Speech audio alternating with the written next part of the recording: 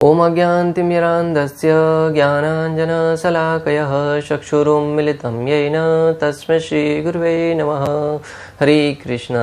आज गीता श्रृंखला के 93वें सत्र में आप सभी भक्तों का हार्दिक स्वागत है। आज हम श्रीमद् भगवद गीता के दूसरे अध्याय के श्लोक क्रमांक 66, 67 और 68 का अध्ययन करेंगे। तो आइए, श्लोक इस प्रकार है। नास्ति बुद्धिर्युक्तस्य न स युक्तस्य भावना न सा भावयत् शान्तिर् शान्तस्य कुतः सुखम। अर्थात जो कृष्ण भावना में परमेश्वर से संबंधित नहीं है उसकी न तो बुद्धि दिव्य होती है और न ही मन स्थिर होता है। जिसके बिना शांति की कोई संभावना नहीं है, शांति के बिना सुख हो भी कैसे सकता है। तो भगवान यहाँ पे अर्जुन को शांति का सूत्र बताना चाह रहे हैं।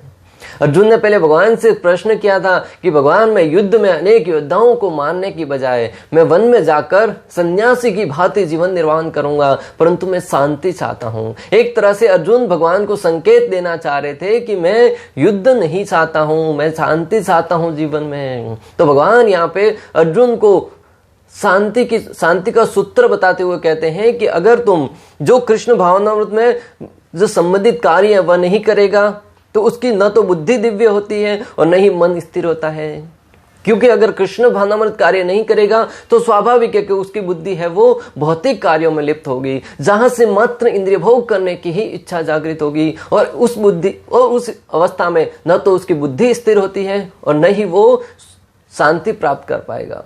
तो बोले कि तुम तथाकथित रूप से कह रहे हैं कि मैं शांति प्राप्त करना चाहता हूं युद्ध न करके, तो युद्ध न करने के बजाय कृष्ण भावनामृत में रहकर यानी मेरे आदेश का पालन करते हुए युद्ध करोगे तो वहां से तुम्हें शांति प्राप्त हो सकेगी। वरना तुम यहां से भाग के चले जाओगे, जब युद्ध से पलायन करोगे लोग तुम्हारा अनेक प्रकार से उपहास उड़ाएंगे, तुम उनके सामने प्रतिकार तो नहीं करोगे परंतु अंदर ही अंदर मन में दुखी रहेंगे। अनेक बार ऐसा होता है कि हम दूसरों के सामने प्रतिकार नहीं कर पाते किसी कारणवश, परंतु अंदर ही अंदर हमारे अंदर वो भावनाएं उमड़ती रहती हैं कि उसने मेरा ऐसा अपमान कर दिया। और बोले कि ठीक है, अभी तुम दुर्योधन को क्षमा कर दोगे, परंतु एक बार पुनः दुर्योधन ने अगर द्रौपदी के साथ दुर्व्यवहार करने का प्रयास किया तब क्या करोगे। बोले तब मैं युद्ध करूंगा। तो बोले अभी दुर्व्यवहार किया तो था, युद्ध करने के लिए तो बुलाया हूं तुम्हें। जब बाद में एक बार युद्ध करना पड़ेगा और दुर्योधन है वो अपने दुष्ट व्यवहार को नहीं त्याग पाएगा और इस युद्ध में तुम्हें पलायन करने के उपरांत तो उसकी जो दूसरों के ऊपर बुराई करने की भावना है वो और प्रबल होगी और देखते ही देखते तुम्हारे द्रौपदी के साथ और दुर्व्यवहार करेगा और तब जाकर तुम्हें युद्ध करना अवश्य भावी हो जाएगा। और अभी युद्ध में सब योद्धा जहां पे सम्मिलित हो गए हैं, एकत्रित हो गए हैं, उस अवस्था से तुम निकल जाओगे और पुनः जब उनको बुलाना चाहोगे क्या बार बार लोग आएंगे? इससे अच्छा है कि तुम सारी की सारी भ्रांत धारणाओं को त्याग कर मात्र युद्ध के लिए युद्ध करो। आज हम देख रहे हैं कि हर एक व्यक्ति शांति प्राप्त करना चाह रहा है, चाहे वो धन कमाकर हो, चाहे योगा करके हो, चाहे प्रार्थना करके हो, चाहे युद्ध के माध्यम से हो। आज हम देख रहे हैं कि संपूर्ण विश्व में हर एक व्यक्ति शांति चाहता है। 7 दिन में के कार्य करने के उपरांत कहीं एकांत में जाकर शांति की इच्छा से बाहर घूमने जाता है। या चाहे धन कमाकर हो, धन कमाता है अनेक प्रकार के मेहनत करके, प्रयास करके, कष्ट उठाकर भी धन कमाता है, ताकि क्योंकि व्यक्ति को लगता है कि धन कमाने के उपरांत मैं सुखी हो जाऊंगा। धन कमा के सुखी होना चाहता है, शांति प्राप्त करना चाहता है, परंतु शांति मिलती है कि नहीं मिलती है वो बात की बात है। अनेक प्रकार के योगासन करके शांति की अवस्था को प्राप्त करना चाहते हैं लोग। और आज की तारीख में अनेक प्रकार से प्रार्थनाओं को करके व्यक्ति है वो भगवान से शांति की आशा रखता है, परंतु जब तक अंदर से कृष्ण भावनामृत में जीवन नहीं बनाएंगे ना तब तक शांति की आशा रखना मूर्खता होगा। ये मैं नहीं कह रहा हूं, भगवान श्री कृष्ण अर्जुन से कह रहे हैं। जो अर्जुन तथाकथित रूप से युद्ध से पलायन करना चाह रहा था उसे भगवान सचेत करते हुए कहते हैं कि जो कृष्ण भावनामृत में स्थित नहीं होगा उसकी न तो बुद्धि स्थिर होगी और बुद्धि स्थिर नहीं है तो वो व्यक्ति शांति को प्राप्त नहीं हो सकता। और जिसे शांति प्राप्त नहीं है वो सुख की तो आशा करना ही मूर्खता है। आज विश्व में युद्ध के माध्यम से भी अनेक प्रकार जहां पे शांति की स्थापना करने का प्रयास किया जा रहा है, दोनों देशों के मध्य युद्ध हो रहा है, दोनों राज्यों के मध्य युद्ध हो रहा है, अनेक प्रकार के युद्धों का संचालन हो रहा है ताकि युद्ध के उपरांत व्यक्ति शांत रह सके और दोनों देशों में शांति बन सके। क्योंकि युद्ध के द्वारा अपना अधिकार जीतने के उपरांत बोलेंगे कि हम शांति स्थापित कर लेंगे, परंतु भक्तों युद्ध से शांति आना मुश्किल है। अगर वो युद्ध कृष्ण भावनामृत में रहकर न किया जाए, मात्र और मात्र भगवान के आदेशों का पालन करते हुए न किया जाए, अपने इंद्रिय भोग के लिए या मैं सर्वश्रेष्ठ हूं ये साबित करने के लिए जब तक युद्ध होता रहेगा तब तक शांति की आशा रखना मूर्खता होगा। क्योंकि एक देश अपनी क्षमता दिखाने के लिए युद्ध के लिए तैयार होगा, हो सकता है कि सामने वाला देश पराजित भी हो जाए, परंतु उसके अंदर और भावना आएगी बदला लेने की। इसलिए श्रील प्रभुपाद कहते थे कि संपूर्ण विश्व में जब तक कृष्ण भावनामृत स्थापित नहीं हो सकता, कृष्ण भावनामृत जो आंदोलन है उस जहां तक उसका प्रचार नहीं होगा, तब तक विश्व में शांति की आशा रखना एकमात्र कल्पना मात्र होगा। भगवान यहाँ पर कह रहे हैं कि जो भगवत चेतना से युक्त नहीं है उसकी न तो बुद्धि दिव्य होती है और न ही मन स्थिर होता है, जिसके बिना शांति की कोई संभावना नहीं है। क्योंकि जो व्यक्ति जिसकी बुद्धि स्थिर नहीं होती और भावना दिव्य नहीं होती, विशेष रूप से तो हमें चाहिए कि हम अपनी भावनाओं को दिव्य स्तर पर लेके आए, और दिव्य स्तर पर लाने के लिए क्या करना होगा। भगवान श्री कृष्ण 5वें अध्याय के 29वें श्लोक में कहते हैं, भोक्तारम यज्ञ तपसाम सर्वलोक मह ईश्वरम सुहद्यम सर्वभूतानाम ज्ञात्वा माम शांति मृच्छति। शांति की परिभाषा 5वें अध्याय के 29वें श्लोक में बता रहे हैं कि जो मुझे समस्त यज्ञों तथा तपस्याओं का परम भोक्ता, समस्त लोकों तथा देवताओं का परमेश्वर एवं समस्त जीवों का उपकारी एवं हितैषी जानकर मेरे भावनामृत से पूर्ण पुरुष भौतिक दुखों से शांति लाभ प्राप्त कर सकता है। भक्तों, भगवान ने भगवत गीता का सूत्र बता दिया कि शांति कैसे प्राप्त हो सकती है। तो अगर आप अभी तक धन कमा के या अलग अलग प्रकार के आसन करके अनेक प्रकार के लोगों को कष्ट देकर शांति प्राप्त करने का प्रयास कर रहे थे, तो उसे तुरंत आज त्याग दीजिए और भगवान के द्वारा बताए हुए श्रीमद् भगवत गीता के जो शांति का सूत्र है उसे जीवन को अपना लीजिए। और शांति का सूत्र क्या है? भगवान कह रहे हैं कि भोक्तारम यज्ञ तपसाम, जो समस्त लोगों में मात्र मुझ कृष्ण को एकमात्र भोक्ता समझता है और मेरी प्रशंसा के लिए हर एक कार्य करता है, चाहे भोजन करता हो, चलता हो, खाता पीता, जो भी कार्य करता है, परिवार का पालन पोषण करता है, वो मात्र मेरी प्रसन्नता के लिए करता है, ऐसा व्यक्ति परम शांति की अनुभूति करेगा। और इसके ज्वलंत उदाहरण अनेक प्रकार के आचार्यों के वर्णन आते हैं। अमरीश महाराज राजा होते हुए भी अनेक प्रकार के संकटों से घिरे रहते थे, अनेक प्रकार के उनके ऊपर चिंताएं रहती थी कि राज्य को कैसा चलाया जाए, परंतु वो प्रति क्षण कृष्ण भावनामृत में जीवन निर्वाहन करते थे। अपने शरीर के एक एक अंग को कृष्ण भक्ति में न्यौछावर कर दिए थे। जब अगर हाथ उनके उठते थे तो मात्र कृष्ण को प्रणाम करने के लिए, उनका सिर झुकता था तो मात्र कृष्ण को प्रणाम करने के लिए, उनके मुख में प्रसाद जाता था तो वो कृष्ण को भोग लगाया हुआ, उनके कानों से कुछ सुनते थे तो मात्र कृष्ण कथाओं को सुनते थे, जीवा से कुछ आस्वादन करते थे तो भगवान का प्रसाद आस्वादन करते थे, उनका पांव चलते थे तो मात्र भगवान के मंदिर में जाने के लिए, ऐसे हर एक कार्य करते थे वो मात्र भगवान की प्रसन्नता के लिए करते थे। और जब वो भक्ति में स्थिति में रहकर जीवन निर्वाहन कर रहे थे तो स्वयं भगवान श्री कृष्ण का सुदर्शन चक्र उनके चारों ओर उनके राज्य की रक्षा करने के लिए हमेशा वहां पर उपस्थित रहता था। भक्तों, भगवान कहते हैं ना, अगर तू मेरे नाम में तो मैं तेरे काम में, और तुम अपने काम में तो मैं मेरे धाम में। अगर हम भगवान के नाम में रमण करेंगे तो भगवान प्रति क्षण हमारी रक्षा करने के लिए तैयार रहेंगे। राजा जयसिंह का उदाहरण आता है। भक्तों, राजस्थान के राजा हुए राजा जयसिंह इतने भगवान के महान भक्त थे, ठाकुर जी की प्रतिदिन प्रातःकाल उठकर 2 घंटा पूजा करते थे।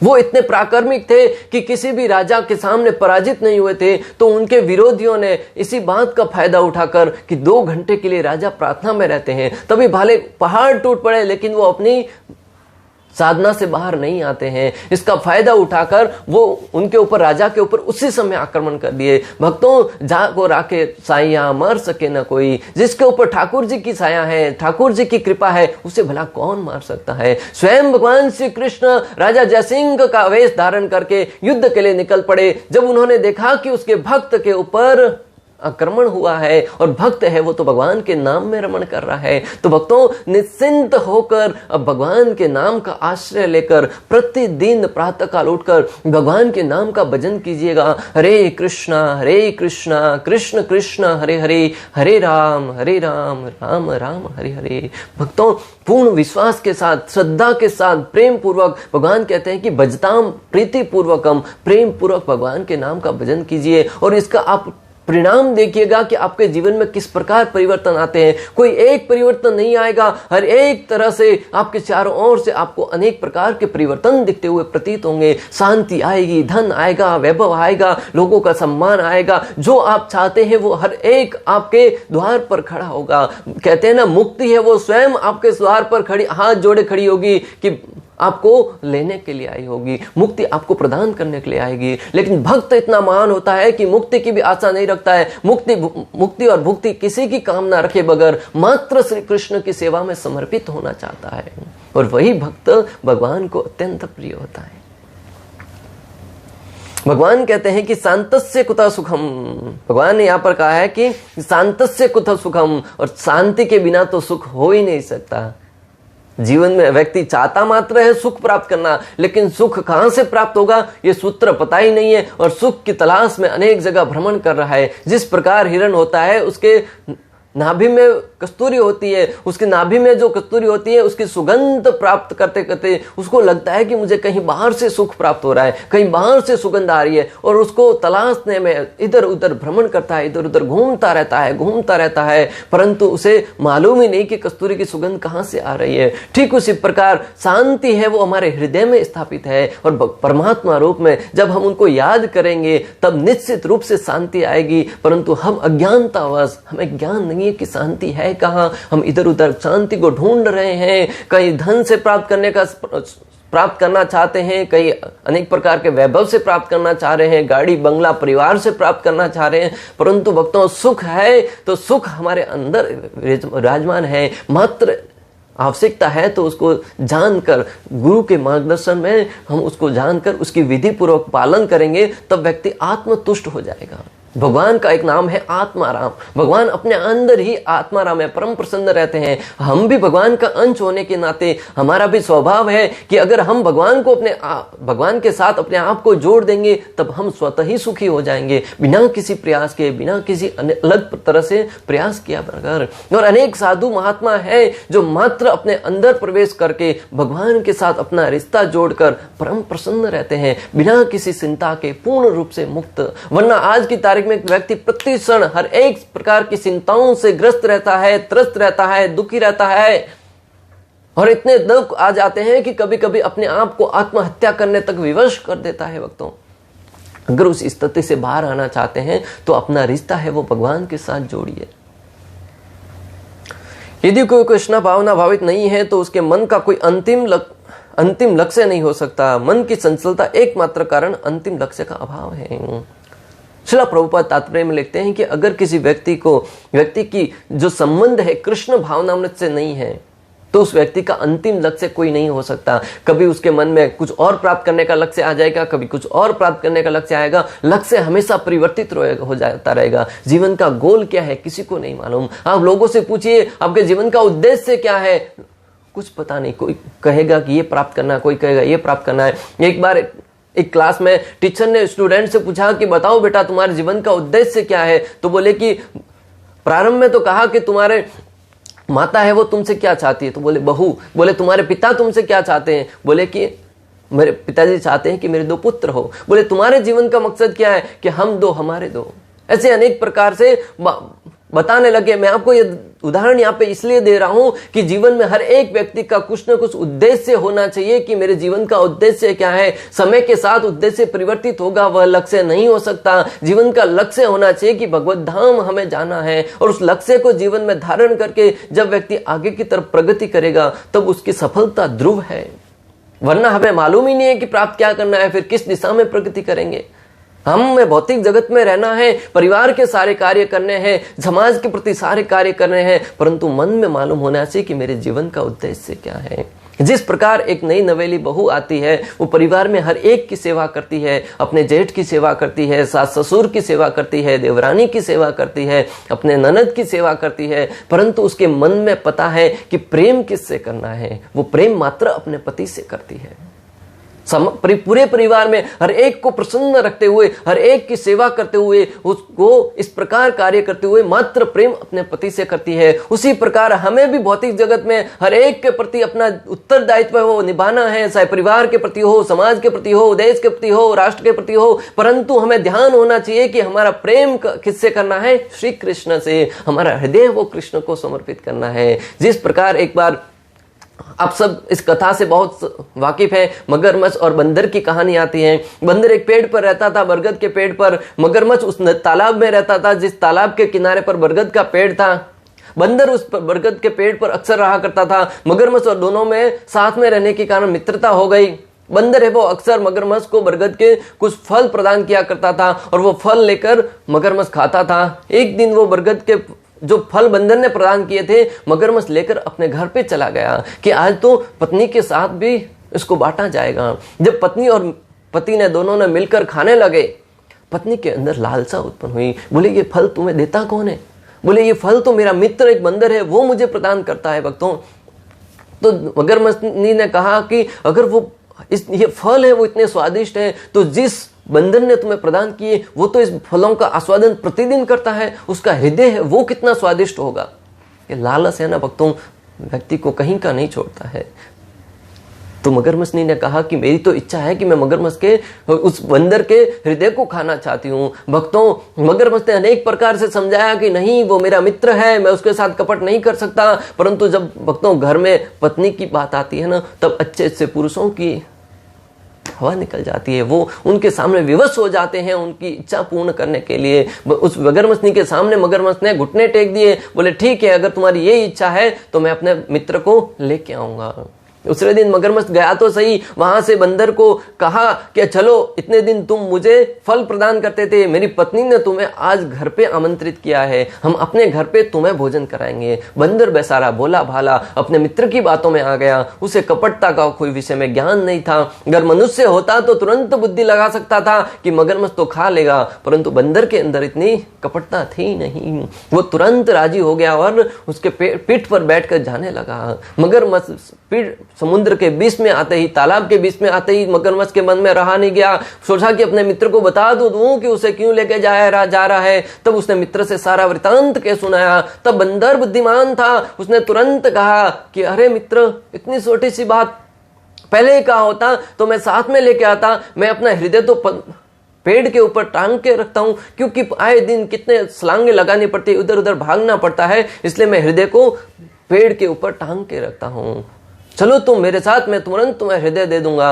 मगरमच्छ बेचारा भोला भाला अज्ञानी था, तुरंत लेके गया। जैसे ही तालाब के किनारे गया, बंदर उछलकर तुरंत बाहर चला गया और कहा कि मुझे मारने का प्लान बना रहे थे। भक्तों, इस कहानी से मैं आपको जो बताना चाह रहा हूं कि मगरमच्छ के साथ जाते वक्त बंदर ने जो कहा कि मेरा हृदय तो पेड़ के ऊपर है, उसी प्रकार हमें अपना हृदय भगवान श्री कृष्ण के शरणों में समर्पित रखना है। भले ही मगरमच्छ के साथ जाए, जीवन में कहीं भी जाए, लेकिन अपने हृदय को हमेशा मेरे लल्ला के शरणों में स्थापित करके रखें। अपने प्रेम को मात्र भगवान के साथ ही संबंधित करके रखें, और तब जीवन में सुख, शांति, समृद्धि, हर एक प्रकार की मुक्ति आपके द्वार पर हाथ जोड़े खड़ी पाई जाएगी।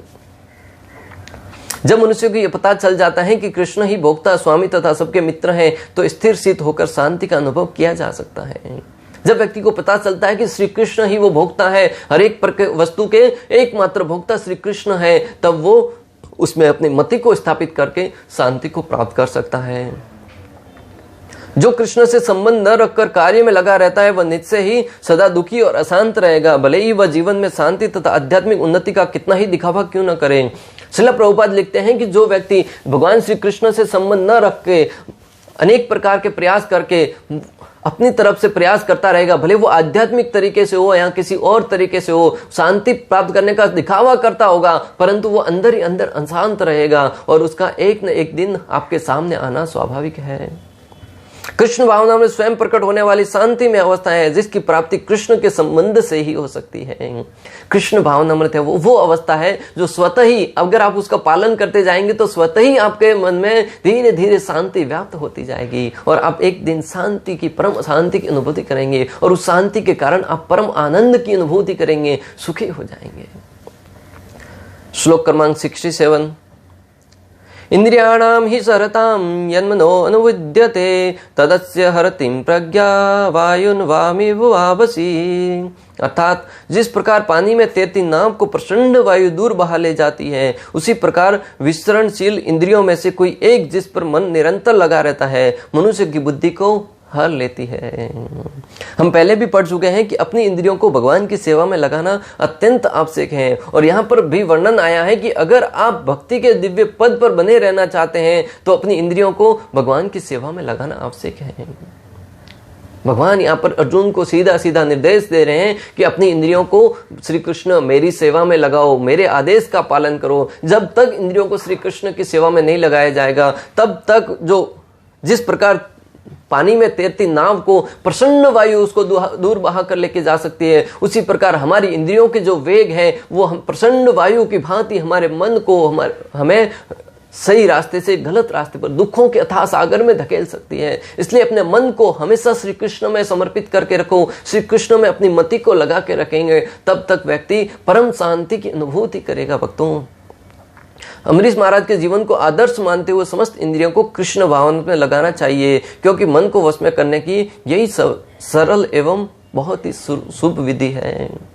अम्बरीश महाराज का वर्णन आता है कि किस प्रकार उन्होंने अपनी सारी इंद्रियों को भगवान की सेवा में लगाया। उसी प्रकार हमें भी उनको आदर्श मानते हुए अपनी सारी इंद्रियों को श्री कृष्ण की सेवा में लगाना चाहिए और उस कार्य के द्वारा बहुत ही सरल विधि से हम अपने मन को वश में कर सकते हैं और श्री कृष्ण की सेवा में लग सकते हैं।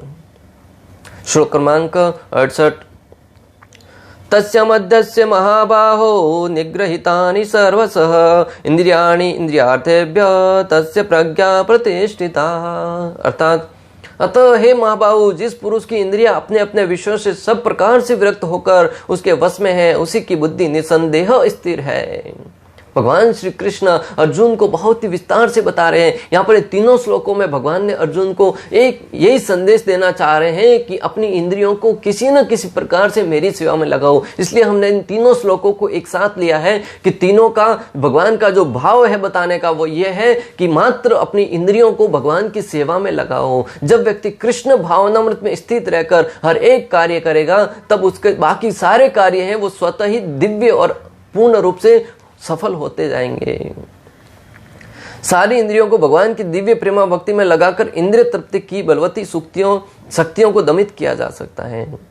अपनी सारी इंद्रियों को भगवान की सेवा में लगाकर ही हमारी जो शक्तियां हैं इंद्रियों की, दूसरों के ऊपर भोग करने की, उन शक्तियों को दमित किया जा सकता है। आचार्यगण उदाहरण देते हैं कि जिस प्रकार एक सामने वाली विरोधी सेना है उसको और बलवान सेना के माध्यम से उसको पराजित किया जा सकता है, उसी प्रकार हमारी जो बलवती इंद्रियां है वो एक सेना का प्रतीक है और अगर उनको वश में करना चाहते हैं, उनके ऊपर हम कंट्रोल करना चाहते हैं तो हमें चाहिए कि उन इंद्रियों को कृष्ण की सेवा में लगाए। जब कृष्ण रूपी नाम है वो उनके ऊपर हावी होगा ना, तब इंद्रियां स्वतः ही धीरे धीरे भगवान की सेवा में लग जाएगी और उस सेवा से उनकी शुद्धता है वो प्रकट होती रहेगी।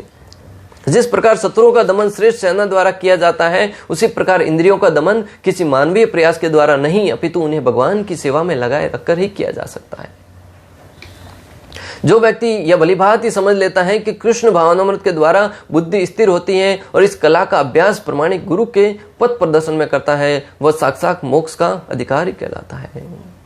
जो व्यक्ति ये जान लेता है कि मात्र अपनी इंद्रियों को कृष्ण भावनाओं में लगाकर, कृष्ण की सेवा में लगाकर ही मैं दिव्य पद को प्राप्त करूंगा और निरंतर अपनी चेतना को कृष्ण में लगा के रखता है, अपनी बुद्धि को कृष्ण में लगा के रखता है, वह साधक पूर्ण रूप से मोक्ष का अधिकारी हो जाता है। श्रील प्रभुपाद तात्पर्य में आश्वासन दे रहे हैं कि जो व्यक्ति निरंतर भाव से श्री कृष्ण की सेवा में लगा रहे, भले वो आरती के माध्यम से हो, ज्ञान प्रदान करने के माध्यम से हो, अपने इंद्रियों को स्वयं को भगवान की सेवा में लगाकर हो, जिस भी कार्य से श्री कृष्ण को प्रसन्नता होती हो, जिस कार्य से भगवान श्री कृष्ण के भक्तों को प्रसन्नता होती हो, वह हर कार्य को वह करता है तो निश्चित रूप से वो भक्ति माना जाता है। और उस भक्ति कार्य को निरंतर पूरे जीवन करने के उपरांत वो साधक है, वो मोक्ष का अधिकारी बन जाता है।